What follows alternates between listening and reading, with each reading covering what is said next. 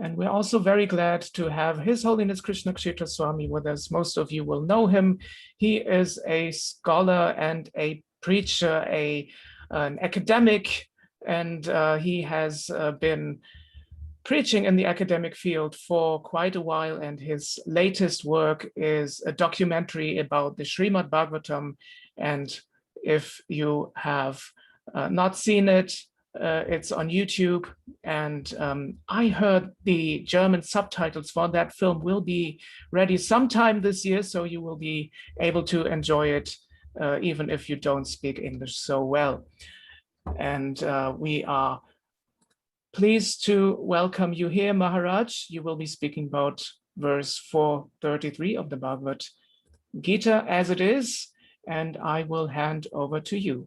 Hare Krishna. Hare Krishna, thank you so much. I'm happy to again be visiting Deutschland, Berlin, in this way, auf diese Weise. And I'm happy to be with all of you. Thank you for joining. As we have just heard from, what is your full name? Karuna Shakti Das. Karuna Shakti Prabhu. We are going to dive into Bhagavad-gita, wie sie ist, in the 4th chapter. So let's begin with some Mangala Charana. Om Jnana-timirandasya Gananjana Shalakaya Chakshurun Militam Yena Tasmai Shri Gurave Namah Shri Chaitanya Manobishtam Stapitam Yena Bhutale Swayam Rupa Kadamahyam Dadati Swapadantikam Vandeham Shri Guru Shri Yutta Padakamalam Shri Gurun Vaishnavangscha Shri Rupam Sagrajatam Sahagana Raghunatam Vitam Tam Sajivam Sadvaitam Savadutam Paridana Sahitam Krishna Chaitanya Devam Shri Radha Krishna Padan Sahagana Lalita Shri Vishakan Vitangscha Nama Om Vishnu Padaya Krishna Prasthaya Bhutale Shrimate Bhakti Vedanta Swamin Iti Namine Namaste Saraswati Deve Gauravani Pracharine Nirvishesha Shunyavadi Paschatya Deshatanine Manchakalpatarubhyascha Kripa Sindhubhya Evacha Patitanam Pavanebhyo Vaishnavebhyo Namo Namah. He Krishna Karuna Sindhu Dinabandhu Jagatpate Gopesha Gopika Kanta Radha Kanta Namostute Tapta Kanchana Gaurangi Radhe Vrindavaneshwari Rishabhanu Sute Devi Pranamami Hari Priye Jai Shri Krishna Chaitanya Prabhu Nityananda Shri Advaita Gadadhar Shri Vasari Gaura Bhaktavinda Hare Krishna Krishna Krishna Hare Hare Hare Rama Rama Rama Hare Hare Hare Krishna Krishna Krishna Hare Hare Hare Rama Rama Rama Hare Hare. Today we're reading from Srimad Bhagavad-gita, Bhagavad-gita as it is, Bhagavad-gita, wie sie ist, Takayakon jest. Chapter 4, verse number 33, in a discussion about, we can say there are two main themes. One is yajña, and the other is jñāna. And there's been, up to this verse, there's been a kind of overview of different sorts of yajña. And here in this verse, Krishna is going to kind of bring it to a conclusion. Parisamāpyate indicates completion. So here's how the verse goes in Sanskrit. Śreyān dravya-mayād yajñāj jñāna-yajñāḥ paran-tapa sarvam karmākhilaṁ pārtha jñāne parisamāpyate śreyān dravya-mayād yajñāj jñāna-yajñāḥ param-tapa sarvam karmākhilaṁ pārtha jñāne parisamāpyate śreyān dravya-mayād yajñāt jñāna-yajñāḥ param-tapa sarvam karmākhilaṁ pārtha jñāne parisamāpyate śreyān dravya-mayād yajñāt jñāna-yajñāḥ param-tapa sarvam karmākhilaṁ pārtha jñāne parisamāpyate. Okay, the word meanings, individual words, śreyān, greater, dravya-mayād, of material possessions, yajñāt, then the sacrifice, jñāna-yajñaḥ, sacrifice in knowledge, paran-tapa, O chastiser of the enemy, literally, O burner of the other, paran means other, tapa, you burner of, scorcher of the enemy, sometimes translated. Sarvam, all, karma, activities, akhilam, in totality. Pārtha, O son of Pṛthā, jñāne, in knowledge, and parisamāpyate, end.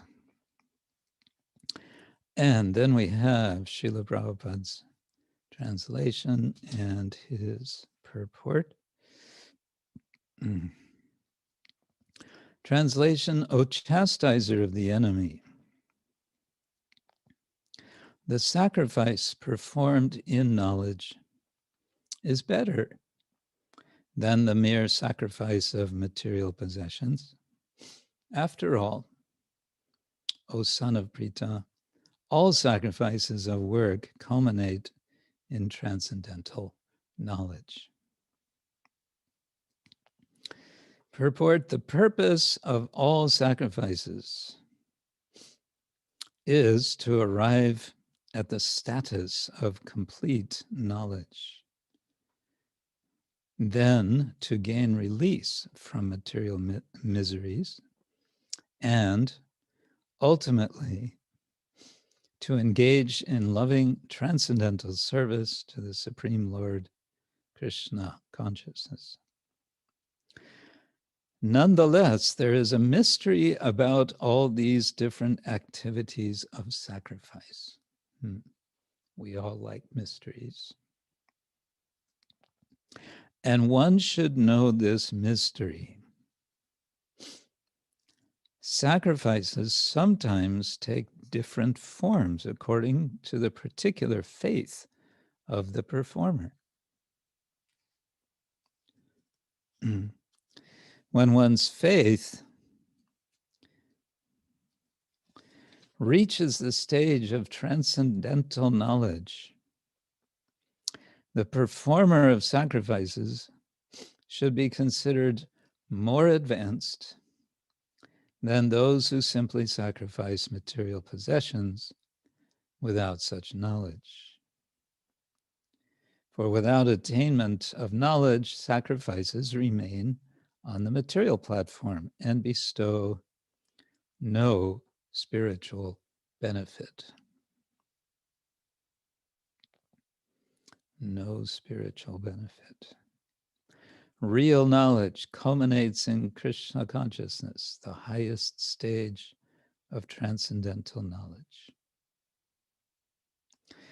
Without the elevation of knowledge, sacrifices are simply material activities. When, however, they are elevated to the level of transcendental knowledge, all such activities enter into the spiritual platform. Depending on differences in consciousness, sacrificial activities are sometimes called karma-kanda, fruitive activities, and sometimes jñāna-kanda, knowledge in the pursuit of truth. It is better when the end is knowledge, when the aim is knowledge. And so ends Srila Prabhupada's purport to this verse. And I might already now mention, this is coming just one verse before a very famous verse, one of the most famous in the Bhagavad-gita, in which Krishna explains how to really understand all of this. Namely, approach the tattva-darshis, those who can see tattva, the truth. Okay, the verse again, the translation: O chastiser of the enemy, the sacrifice performed in knowledge is better than the mere sacrifice of material possessions. After all, O son of Pṛthā, all sacrifices of work culminate in transcendental knowledge.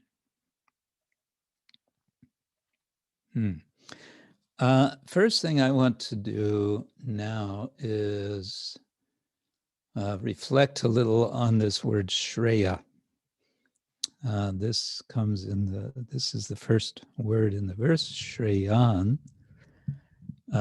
It's a comparative. There's the word shri, and then there's shreya, is the comparative, better, and there's shreshta, which is best. And the word śreyān or shreya comes in different forms a few times in Bhagavad-gita. So we did a little tricky Veda-based search, and there are more references, but here we have 12 of them. We don't have to go through all of them, but I think a general point to make about this is Krishna is often explaining among different options, one is better. And this is really how Arjuna is posing some of his most key questions also. What is better? Or sometimes rhetorically, how could it be better? Or it is better for me just to give up the battlefield. So let's see, we have in chapter 1, we have this verse, Nacha shreyo nupashyami, hatva svajanam ahave, nakangshe vijayam Krishna, nacharajang sukanicha. I do not see how any good can come from killing my own kinsman. And here the word shreya is translated as good, which is a way of translating it. I don't see how any good or how it could be better from how there can be something better from killing my own kinsman in this battle, nor can I, my dear Krishna, desire any subsequent victory, kingdom, or happiness. So this sort of quandary that Arjuna finds himself in, which is the basis for the whole discussion of Bhagavad-gita, the recognition, I don't know what is better for me. And so then, of course, famously Arjuna requests Krishna, chapter 2, verse 7, Karpanya dosho pahata svabhava prichami tang dharma samuda cheta yat shreyasya nischitang bruhitang me shishyasteham shadimang tvang prapannam. And a translation. Now I am confused about my duty and I've lost all composure because of miserly weakness. Karpanya dosha. I have the fault of being a kripana.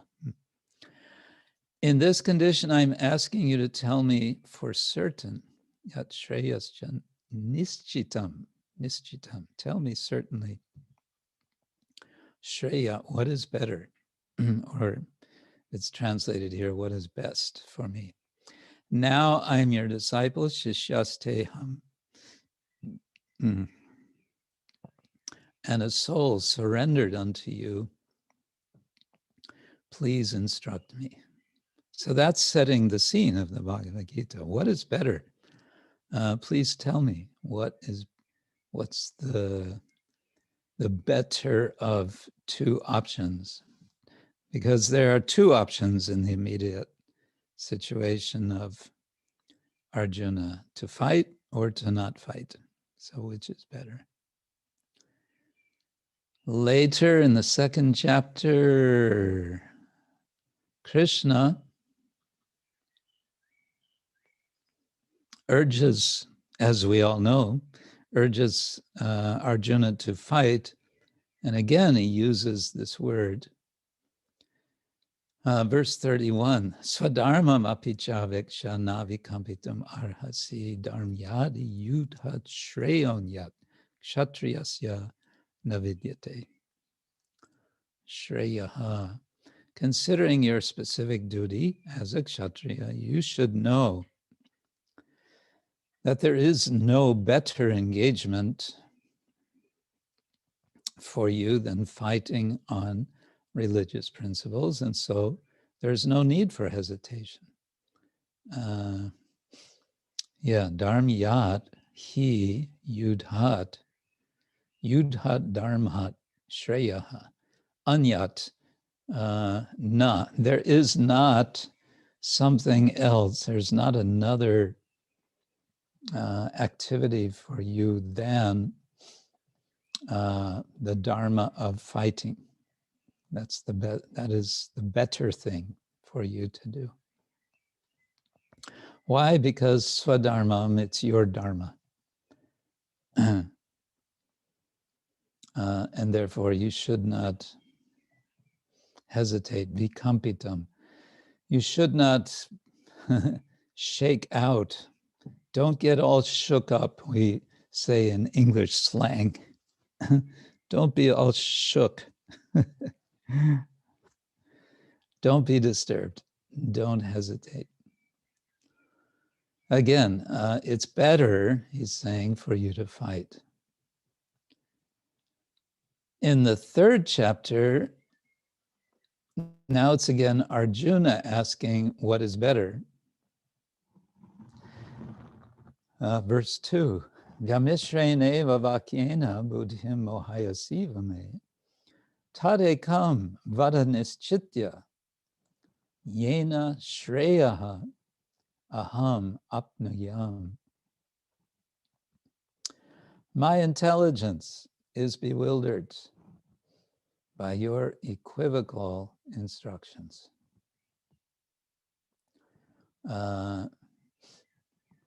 Vyamishrena means mixed up, equivocal instructions. My intelligence, buddhi, mohayasi. You have caused my intelligence to be bewildered. He's actually accusing Krishna of confusing him. Mohayasi, you've caused confusion. Tat ekam vada, tell me one thing. Don't tell me two different things. Tell me one thing. Nischitya, definitely. Yena śreyān, by which the better is gained. I will gain the better, the benefit. And there's more. There's more Shreya. Again in chapter 3, verse number 11.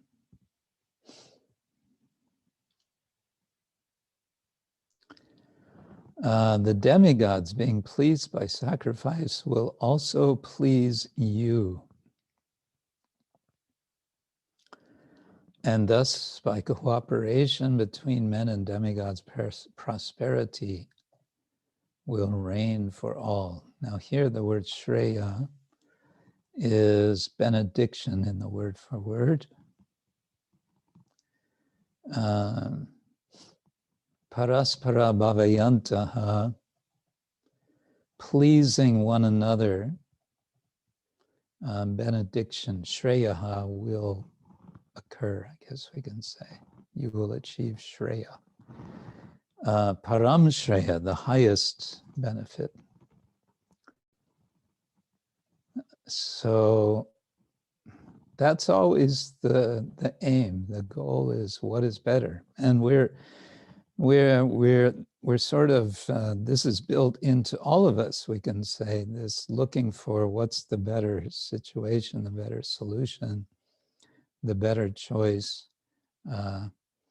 There's a whole area of social psychology called rational choice theory, how we make choices.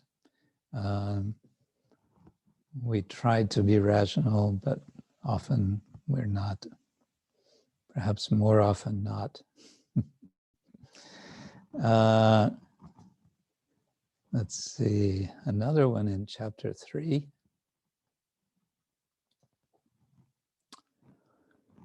Is verse 35. Yes, śreyān svadharma viguna, paradharmat svanushthitat, svadharme nidanam śreyāh, paradharmo bhayavaha. Here the word comes twice, one in the comparative form, śreyān, better, śreyāt, and then Shreya as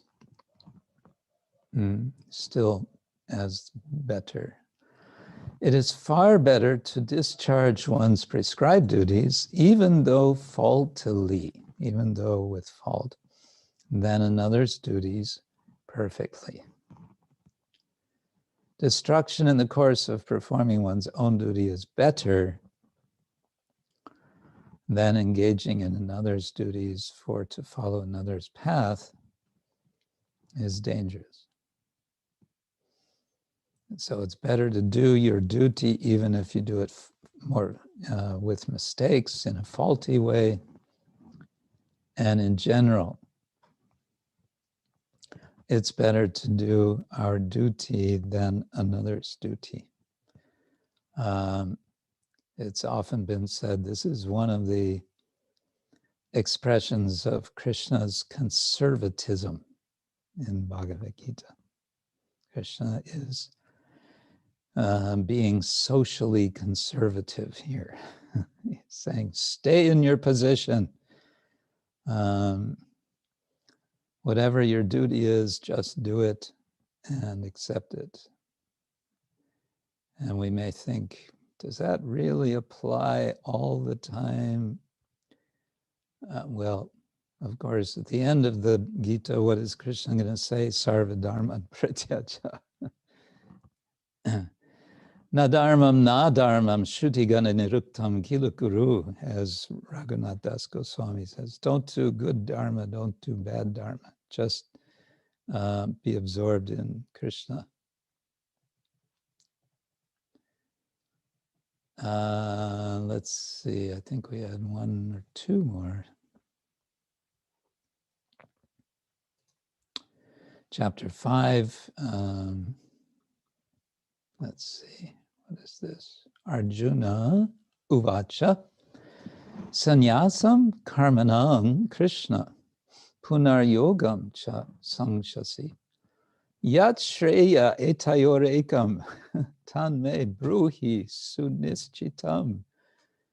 Again, this is the beginning of chapter 5, and again, Krishna is expressing confusion, and he's a little bit complaining, I would say. Tell me something clearly. Tell me one thing. Tat shreya etayoho. Of these two, ekam, tell me which one is better. And tell me sunischitam, tell me definitely. Please tell me definitely, I need to know. Arjuna said, "O Krishna, first of all, you asked me to renounce work. And then again, you recommend work with devotion. Now, will you kindly tell me definitely which of the two is more beneficial?"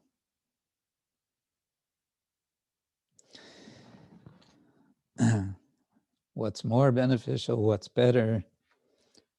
And so now, coming back to chapter 4, verse 33, Krishna's telling Arjuna what is better in terms of different kinds of sacrifice. Basically, two categories. He's kind of summing up here. What did we have prior to this? We had all sorts of sacrifices, sacrificing the sense objects into the senses. We had sacrificing of the ingoing breath into the outgoing breath, and the outgoing breath into the ingoing breath. In other words, pranayama.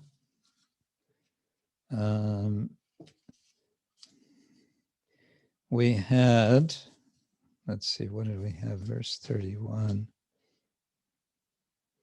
Well, that's summarizing more. Without sacrifice, one can never be happy in this planet. Before this, know the meaning of sacrifice. Okay, what else? Okay, there's a list. Verse 28, we have 3 or 4, at least 4 kinds. Dravya-mayād, tapo-yajñāh, yoga-yajñāh, tatapare, svadhyaya-jñāna-yajñāscha, yatayaha, sangshita vrataha. Having accepted strict vows, some become enlightened by sacrificing their possessions. That's what is dravya-mayād. Dravya means things, objects, material objects, material goods, wealth. Dravya-mayād. Some become enlightened by sacrificing their possessions, and others by performing severe austerities, tapo-yajñāh, by practicing the yoga of 8-fold mysticism, yoga-yajñāh, or by studying the Vedas to advance in transcendental knowledge, svadhyaya-jñāna-yajñāḥ. So what's happening here? Krishna is, in a sense, he's putting all sorts of, let us say, broadly speaking, intentional activity for some kind of result, for some kind of purpose, intentional practices into this one category called yajña. Why? Because the Bhagavad-gita in general, Krishna speaking Bhagavad-gita, is in many ways sort of pointing back to we may want to call it the classical, or we may want to say karma-kanda, ritual system of the Veda.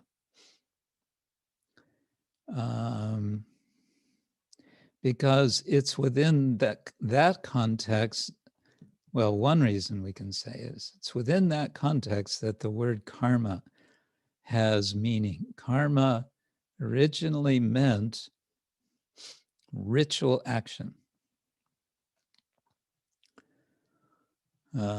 It comes to mean any action, and that's very much what the Gita is about. It's much of the Gita is about the problem of the being implicated by action, by any kind of action.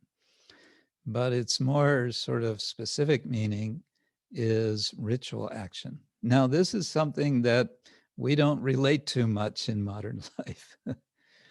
And especially this word sacrifice. Actually, if we talk about sacrifice nowadays, either it makes people cringe, or it makes people scream, or it makes people just shake their head and say, what sort of archaic religion are you talking about? And the sort of associations we have with the word sacrifice are generally something quite negative and often associated with blood. We think of animal sacrifice. And indeed, animal sacrifice was going on in the Vedic system, in the Vedic practice. And some of the descriptions of animal sacrifice involved or prescribed the killing of quite large numbers of animals. This is controversial. Some argue that no, this is not at all what it means. But it's kind of hard to argue. What's not known is how many people were actually doing these sacrifices. That's just not known, because all we have is the texts. We don't have any, census, no surveys, but sacrifices were going on. And it's even mentioned, even if we say, well, those animal sacrifices, at some point they became replaced with substitutes. And that's true. That's there. That fruit could be offered instead, or grains, and so on. But it's interesting that there's a passage in one Vedic text called the Shatapatha Brahmana, which goes into extreme detail about the Vedic sacrificial rituals and what they were all about and what their origins, specific procedures, what the origins were. And it says there in one passage that whether it's killing of an animal or it's offering of a grain, that is also killing. no matter what is done, however sacrifice is done, it is killing. That's what it says. Ducks. We have ducks outside here now. Well, I don't want to go too much into this, but the study of religion has been very much, not so much nowadays, but in earlier decades, a century ago and more, has been very much about the subject of sacrifice, because it was noticed that this is something all different religions have in common, is some form of sacrifice. But it's also associated with, it's used in everyday language. We sacrifice time for something, or parents sacrifice their energy, their time, themselves for their children, for example.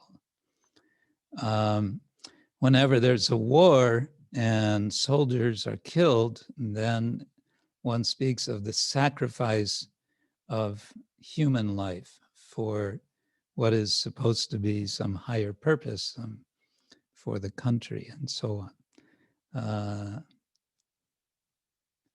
So there's all these different associations with sacrifice. And coming back to the Gita, Krishna he wants to stretch the meaning of sacrifice. Not in an artificial way, but he wants to show the real meaning of sacrifice. The real meaning, of course, broadly speaking, we may say sacrifice is about giving up something. And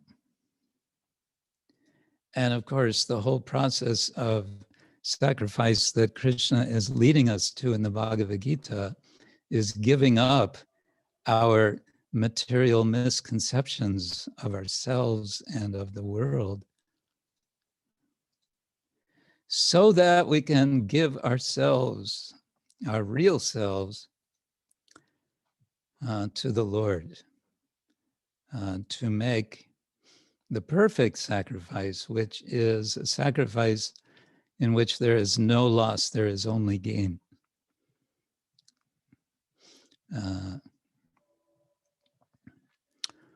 Rajavidya Rajaguhyam Pavitram idam uttamam pratyakshabagamam dharmyam susukam kartam avyayam. There's only joy in this in this practice, in this sacrifice.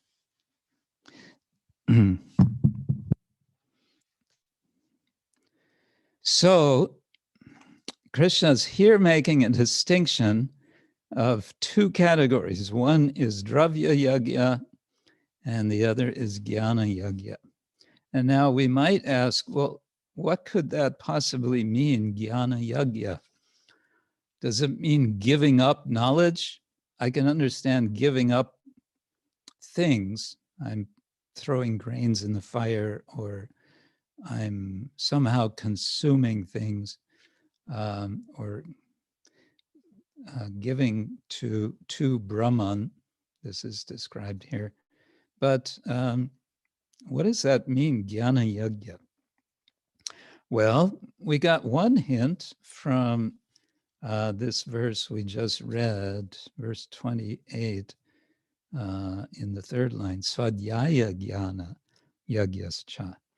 Svadhyaya, literally one's own meditation. It comes to mean recitation,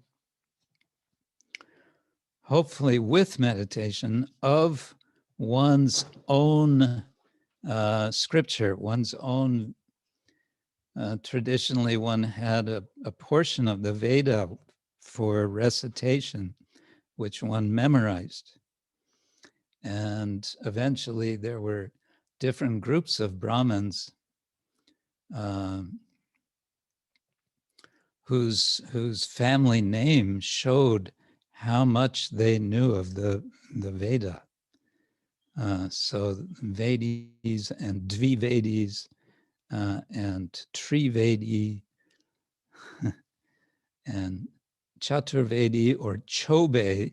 Chaturvedi becomes Chobe in Mathura, I have heard. The Chobes are supposed to know 4 Vedas. How many Chobes you'll find who know 4 Vedas today, I don't know. But Svadhyaya Jnana, by this recitation, one is, you can say, sacrificing time and some effort and some attention in that practice of meditation on Veda. So that's one way of understanding jñāna-yajñaḥ. Here in our verse, jñāna-yajñaḥ, I think how to understand it is in the context of what the result is that's being told here.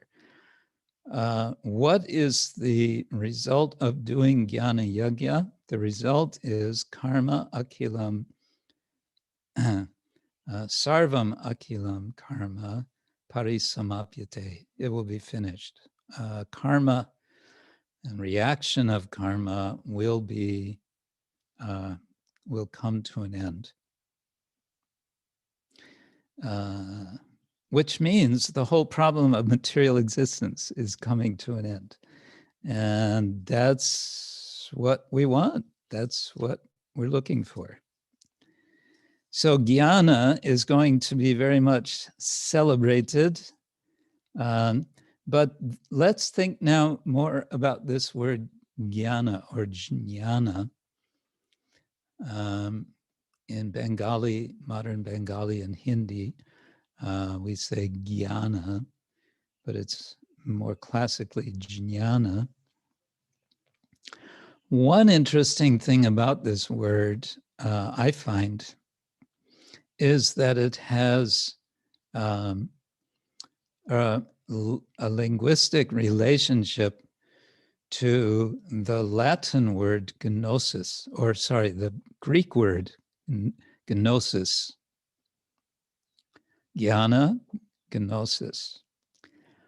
And there was a kind of movement that started in the 1st century of the Common Era in the ancient Western world, which came to be called Gnosticism. And the Gnostics were interested in, guess what? They were interested in knowledge.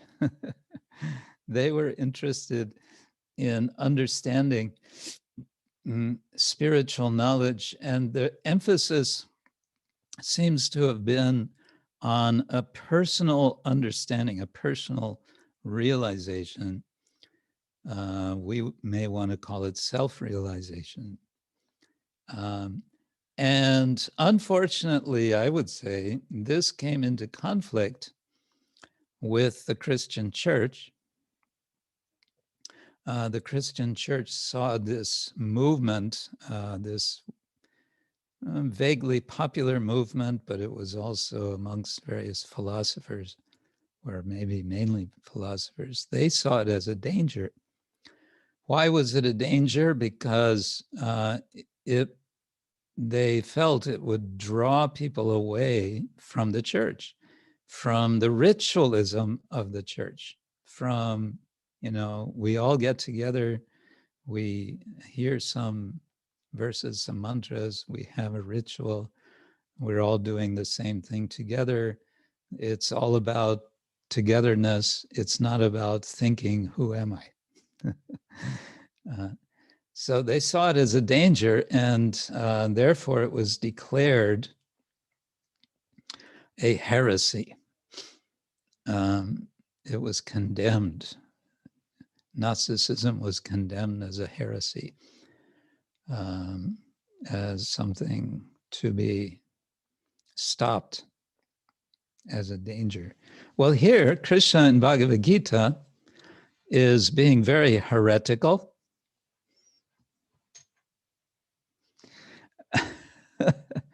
He's God himself, and he's being heretical. Figure that out. And he's saying between ritual and jnana, jnana is more important. It's better. And why is it better? He says in the verse, because by knowledge, you'll be able to remove ultimately the real problem. You're going to be able to solve your problem. What is your problem? Your problem is you are a conditioned soul. You are bound in this world by your karma, by your action.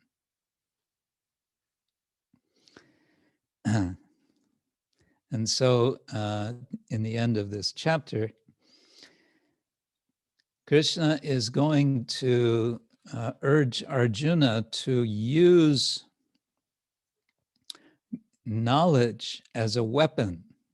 Tasmat ajnana sambhutam hritstam jnana asinatmana chitvainam chitva enam sangshayam yogam atishto tishta paran-tapa. Therefore, the doubts which have arisen in your heart out of ignorance should be slashed, cut through by the weapon of knowledge.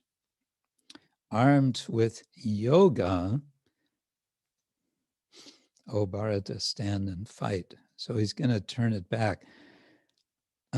Knowledge is going to be a tool,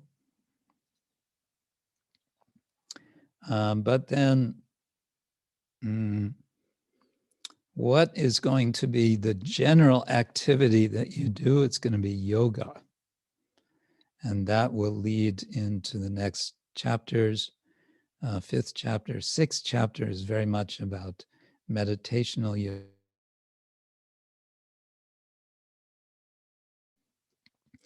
In the 5th chapter, we have some glorification of jnana.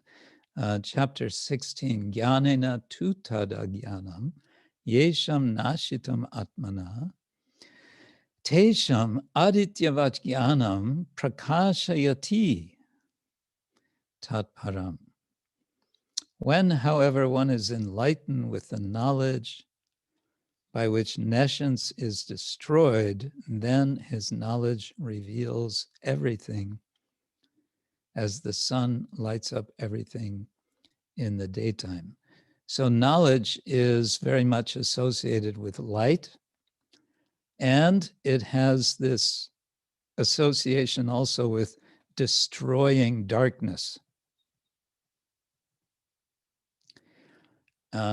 Where there is darkness, there's no light. Where there's light, there's no darkness. So where there is jnana, there is no ajnana.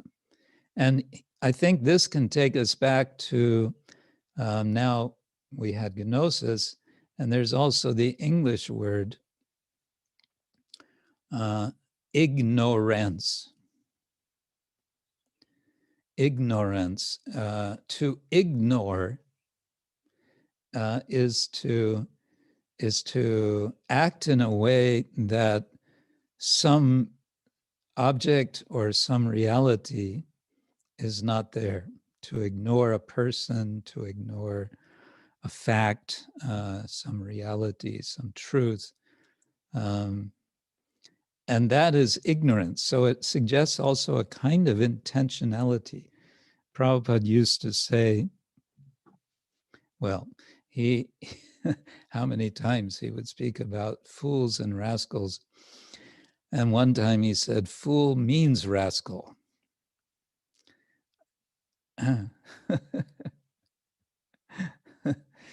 If someone is a fool, it's because they're a rascal. Otherwise, they wouldn't be a fool. And a rascal means someone is intentionally ignorant. So ignorance is to ignore the truth. So the truth is, I mean, the truth is everywhere we look. Everywhere we look, it's all around us. It's in us. We are part of the truth. We are part and parcel. We are eternal bits of truth, bits of light, sparks of fire. And to do anything which leads toward that realization, that we can say is jñāna-yajñaḥ.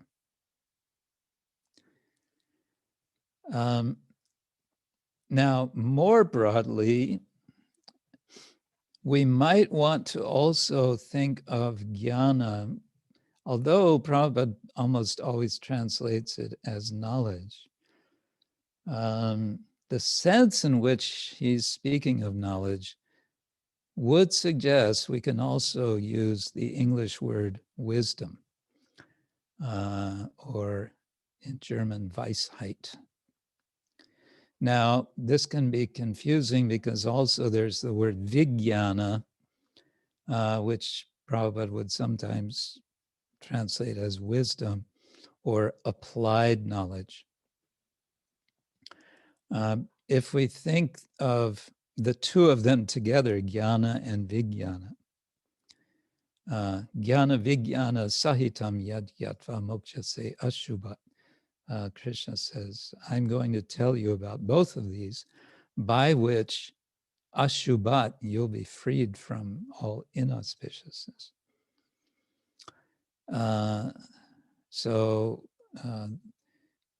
What we're looking for certainly is wisdom.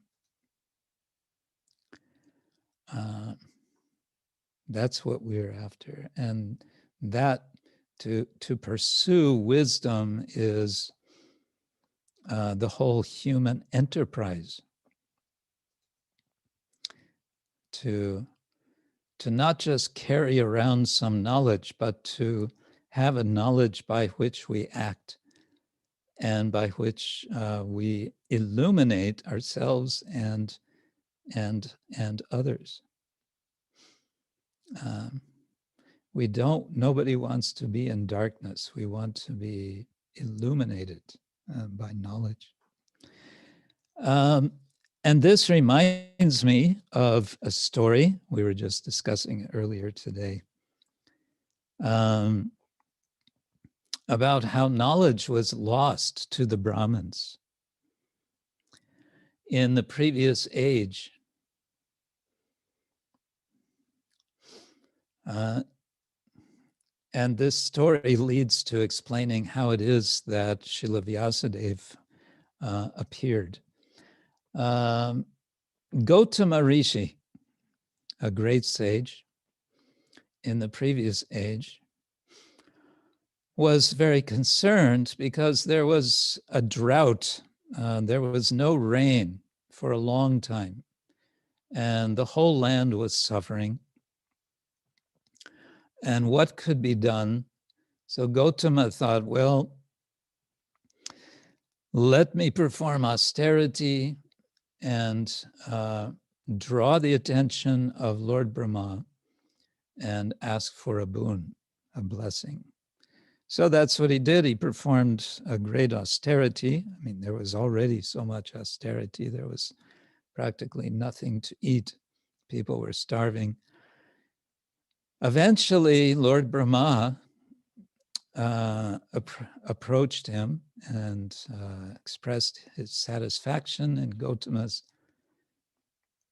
austerity, and he asked, or he offered a boon.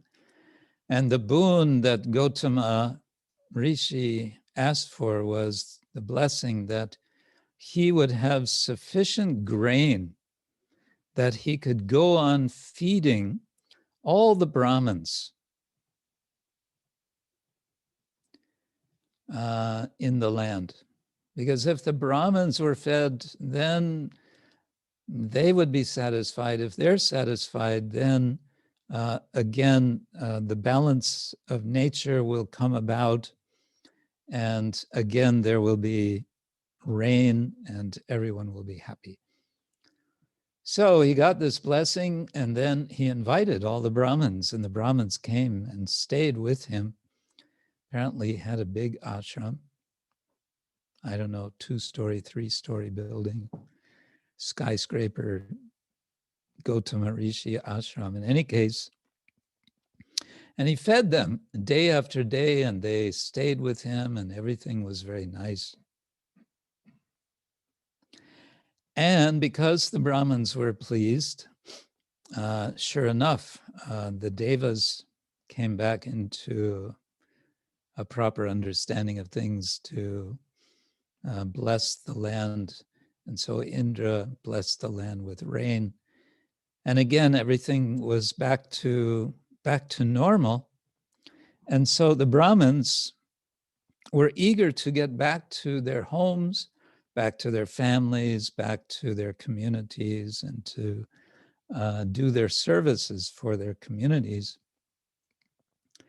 But it would not have been proper for them to simply say, okay, Gautama Rishi, Prabhu, thank you very much, we're leaving now. They would need to get his permission to leave. Otherwise, it would be considered a great offense. And so they asked him for permission. And Gautama Rishi said, if you can just stay a few more days, like this is what Advaita Acharya did in the case of Chaitanya Mahaprabhu. After he took sannyas, he came to his home, and they had a festival for several days. And then Mahaprabhu wanted to leave to follow his mother's order to go to Puri. And Advaita Acharya said, you can go, but stay a couple more days. Okay, so a couple more days, 3 more days. So Gautama Rishi was saying, stay a few, okay, so they stayed. Again, they asked, can we please have your blessings to go? We need to get back home. No, please, just stay a couple more days. Because Gautama was enjoying their company, and he was maybe a little proud that he could provide for them in this way. So this was going on day after day, and the Brahmins were getting nervous. So they had a meeting amongst themselves without Gautama Rishi. And they had a meeting, and they made a conspiracy. Nowadays, everyone talks about conspiracies. The original conspiracy was done by Brahmins. And what they did was they created a kind of magical cow, illusory cow, and they placed it right nearby to Gautama Rishi. And Gautama went to this cow, intrigued by the cow, and he touched the cow. And as soon as he touched the cow dropped dead. And the Brahmins saw this, and they exclaimed, "Aho, Bhata, aho, Bhata." Or probably not that. They probably said, "Dick, Dick," which is a kind of exclamation, negative exclamation. What a terrible thing. How can we possibly stay in the ashram of a cow killer? Let us go. And so they all up and left immediately, which was their purpose. Now they had an excuse. They didn't have to have his blessings. They had an excuse to go, so they went. After they went, Gautama Rishi, He's a rishi. He sees how things are. He was able to penetrate through the whole scheme to understand what happened. And at that point, he became angry. Rishis, as powerful as they are, they're actually they're like super powerful. They're more powerful than the demigods in many ways. And they sometimes have short tempers. But it's also said that it's the power of the rishis by which this whole universe is maintained, in fact. In any case, Gautama Rishi became angry and cursed the Brahmins. And what was his curse? His curse was that they would lose all their Vedic knowledge.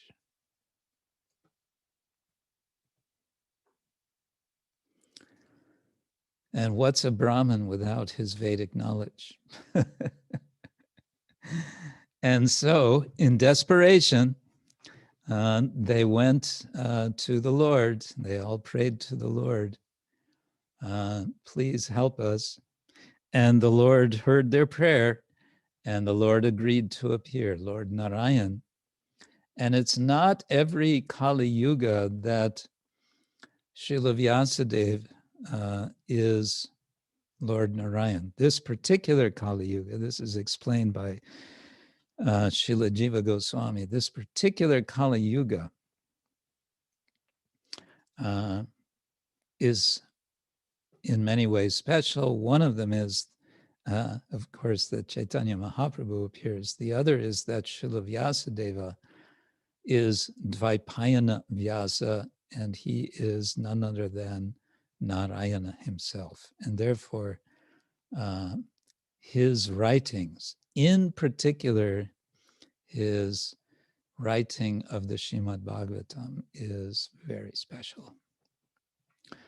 And so we have jñāna-yajñaḥ in the form of reading what Srila Vyasadeva has given us. That is a very major substance of our jñāna-yajñaḥ. Hare Krishna. Okay, I think I should stop there, actually. Stay tuned for more action in the next verse coming up. Whoever will be lecturing is going to really, it's the punchline of the chapter, you could say. It's okay, I've got all this, I should do this yajna, that yajna. But how do I know which yajna to do? Tatvidhi pranipatena pariprashnena sevaya. That's how we know. Good. Okay, thank you. Thank you very much, Krishna. Maharaj. And I think we have maybe a bit of time for one or two questions. I don't see anything yet in the chat box, so be quick and unmute yourselves if you have a question.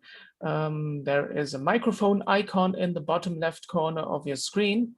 And maybe if you have a question, then you can just unmute yourselves and speak right away. Hare Krishna, Guru Maharaj. He is Jalangita Vidasi. Hare Krishna.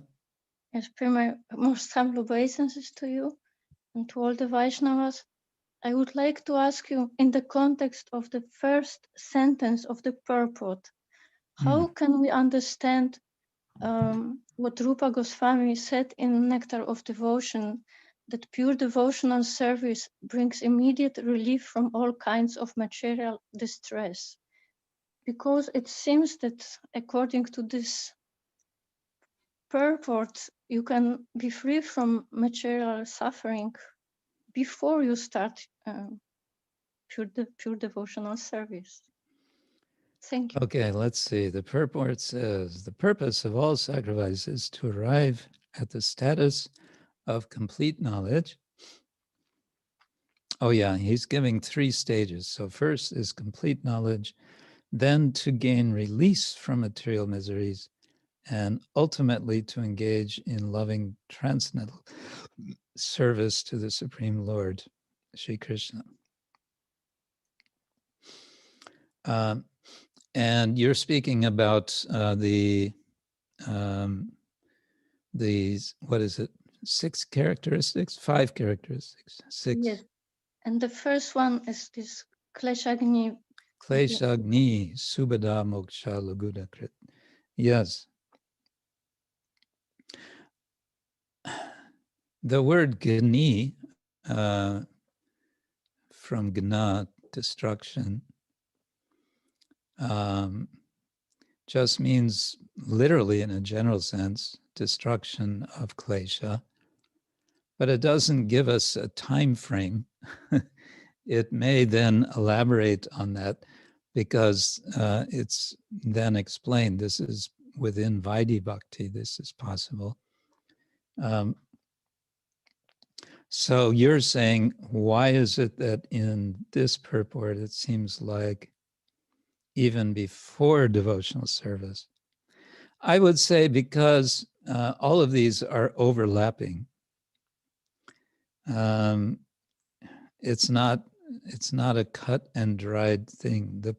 The process of sacrifice, it's said elsewhere, cannot be done. No kind of sacrifice can be done without some bhakti, without some engagement in bhakti. None of the processes, yoga, jnana, karma, jnana, yoga, nothing can be done without some presence of bhakti. And so there is a progression and there's a sense of immediacy. I would put it like that. Immediate, the word immediate can have various senses. We kind of expect it to mean immediate within 1 second. And of course, that is possible. We understand Prabhupada would say that. You can reach perfection in 1 second. But immediate can also mean within this lifetime. Considering that we are eternal and we have how many lifetimes. So immediate can also mean within this lifetime.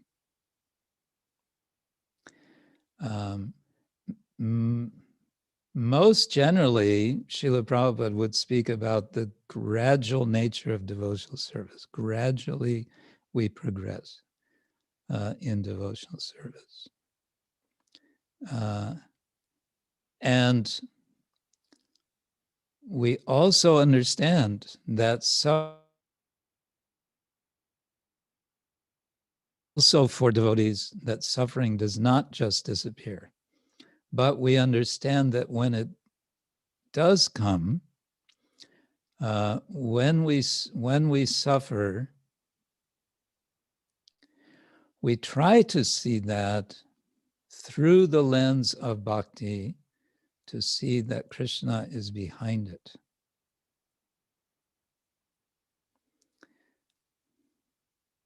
And that is very difficult to understand unless we have at least a basic idea that Krishna wants well, he means well for us, that when we are giving ourselves to Krishna, Krishna is now caring for us.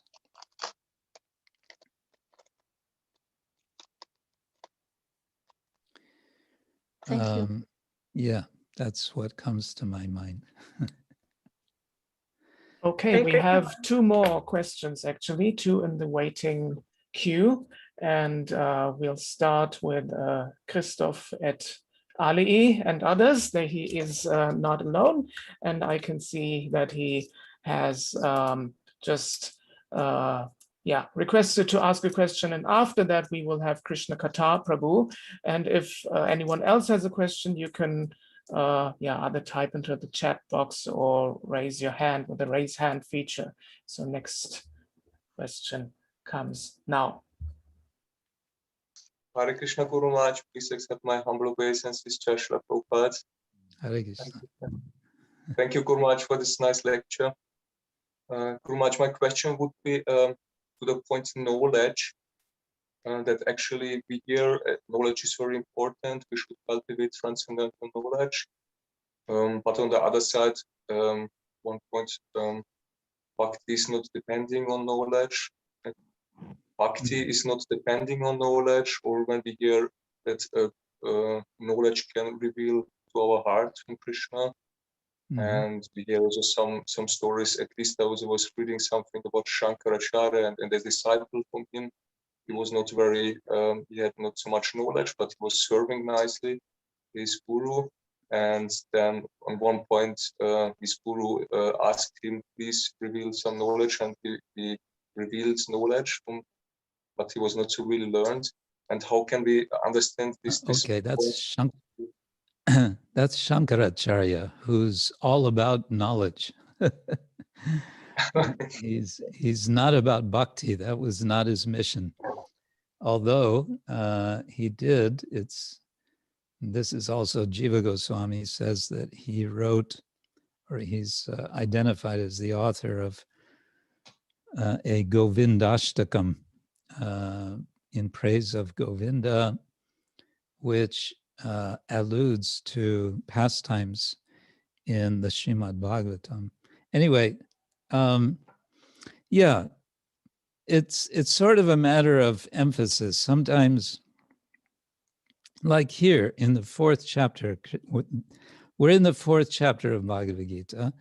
Krishna is, he's sort of working his way toward pure bhakti, and at the same time, it's all understood to be bhakti from page 1. In chapter 4, though, the main emphasis is on jnana as a tool, again, as a weapon for helping to get to the point where one can eventually do pure devotional service. Again, it's this first verse of the purport. We want to get to the status of complete knowledge, then release from material miseries, ultimately engage in loving devotional service. And pure devotional service does not depend on knowledge, but we need help. We need all the help we can get to reach the point where we are fully willing, you can say, to do pure devotional service.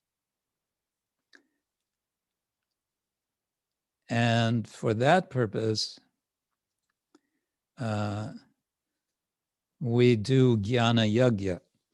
Now, beyond that, we can also say one who is engaged in pure devotional service is full of knowledge. That person knows, I am eternal servant of Krishna.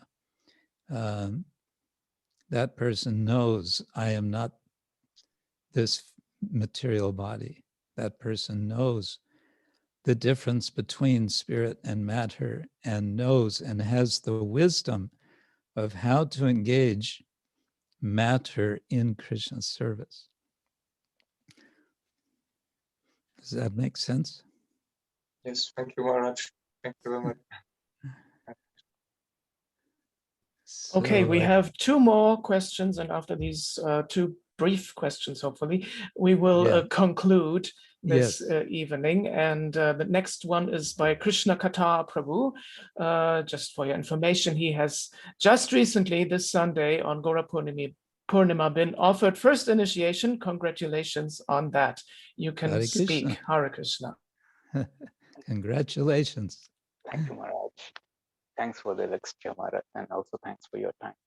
Maharaj, when you were discussing the term Shreyas, and you came across this verse 335, and it just caught my attention. The verse says it is far better to discharge one's prescribed duties, even though faultily, than others' duties perfectly understood. As you said, this was kind of conservative and so on. But for me, it was, I could not understand the statement.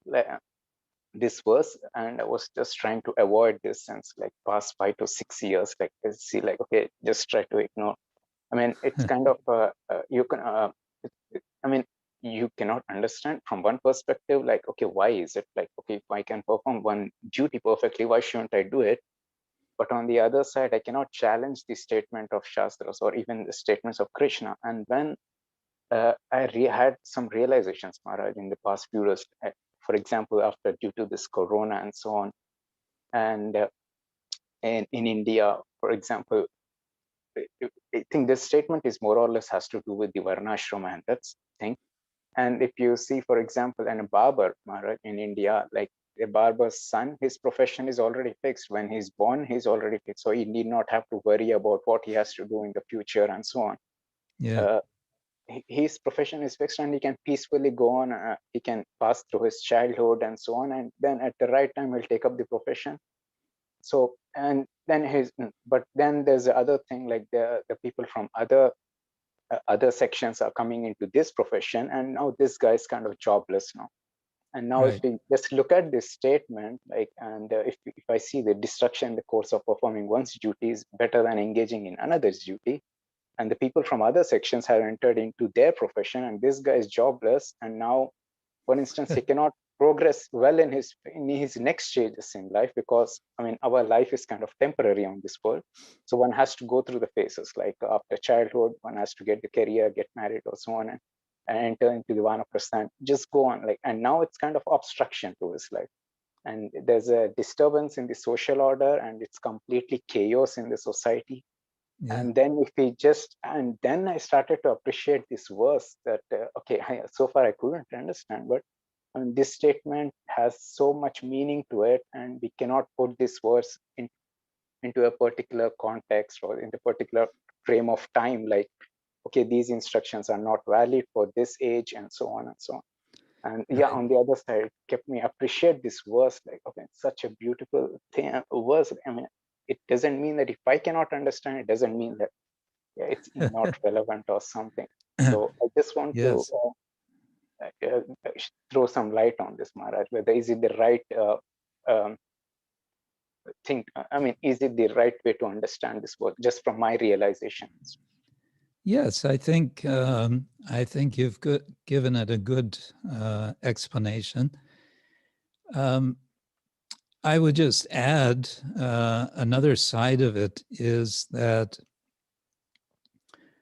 there's a kind of basic idea in the notion of duty that it's a device, we can say, of higher order by which we can become detached from the ever-changing circumstances. In other words, a duty is something which is, it's the same. It's something which stays the same. And circumstances are always changing and challenging our, ability to do our service or whatever. So the notion of the sense of duty helps us to overcome shifting material circumstances, to go on doing our duty, and in this way transcending the circumstances. I always remember when I was a kid, my father told me that he was kind of reprimanded by his immediate superior. He was an officer in the military, and I guess one day my father had stayed back from his office, and the next day he went into his office, and his superior said, "Where were you?" And my father said, "Well, I had a headache, so I didn't come in." And the superior said, "Half the world's work is done with a headache."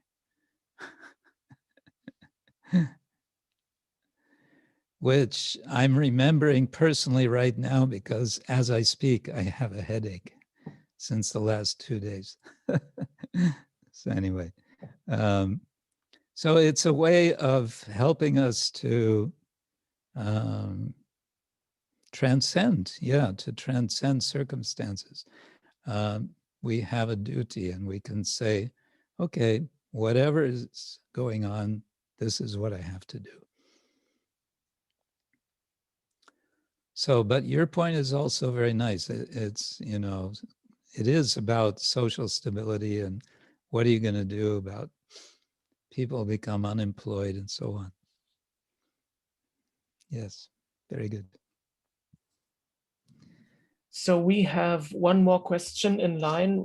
Is that okay for you, Maharaj? Yes, that's fine. Stira Lalita Mataji would like to ask a question. You can speak. Thank you. Hare Krishna Guru Maharaj. I'm very sorry you have a headache. Thank you. It's okay. I'll survive. Well, in your I don't know how coherent my talk was today because no, it was wonderful class, and as usual, your line of topic and following the Shreya word through all the verses.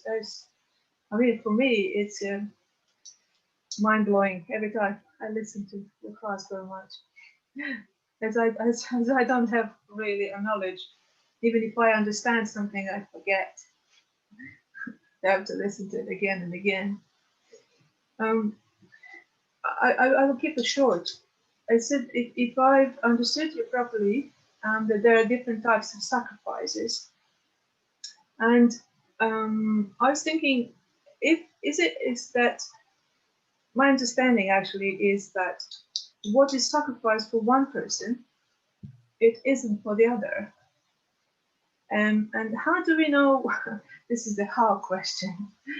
So how do we know what we personally need to sacrifice in order to please the Lord and ultimately be free from reactions of our personal karma, or does that comes with jñāna? Well, that's answered in the next verse. Tatvidhi pranipatena pariprasnena sevaya. If I would just understand that. But that's the solution. Ultimately, we have to have some guidance, and it's personalist philosophy. Krishna's guidance to Arjuna, in a sense, it's for all of us, and in some sense, much of it is very general. And that's why we need someone or more than one, because Krishna says tattvadarshina, plural.